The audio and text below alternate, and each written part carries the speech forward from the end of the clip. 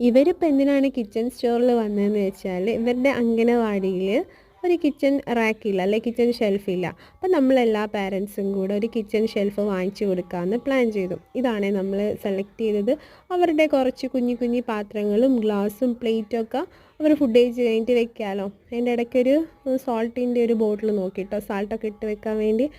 ഇതിപ്പോൾ നമ്മളെ നാട്ടിൽ തന്നെയല്ല, അലങ്കാർ എന്ന് പറയും. ഒരുപാട് ഐറ്റംസ് ഉണ്ട് കേട്ടോ അവിടെ. സ്റ്റീലുണ്ട്, ഓടുണ്ട്, പിന്നെ പ്ലാസ്റ്റിക് ഉണ്ട്, അങ്ങനത്തെ ചെമ്പ് പാത്രങ്ങൾ, അങ്ങനെ എല്ലാ ഐറ്റംസും ഉണ്ട്. നമ്മളിങ്ങനെ കയറിയപ്പം കുറേ കാര്യങ്ങൾ നോക്കുക കേട്ടോ. പിന്നെ അവരുടെ കസ്റ്റമർ സർവീസ് അടിപൊളിയായിരുന്നു. അവർ നമുക്ക് വേണ്ടി എല്ലാം എടുത്ത് കാണിച്ചൊക്കെ തന്നു. പിന്നെ നമ്മളിപ്പം വാങ്ങിക്കുന്നില്ല, പിന്നെ ഒരു ദിവസം വാങ്ങിക്കുന്നത്. അപ്പോൾ എല്ലാ പാരൻസിനും ഇത് ഇഷ്ടമാവുകയാണെങ്കിൽ നമ്മളിത് വാങ്ങിക്കും. ഇതിൻ്റെ തൊട്ട മുമ്പിലാണ് മിൽമ ഐസ്ക്രീം, എൻ്റെ എല്ലാ പ്രോഡക്റ്റും. അങ്ങനെ നമ്മൾ ഐസ്ക്രീം വാങ്ങിച്ച് വീട്ടിൽ പോയി. Bye, see you, thank you for watching.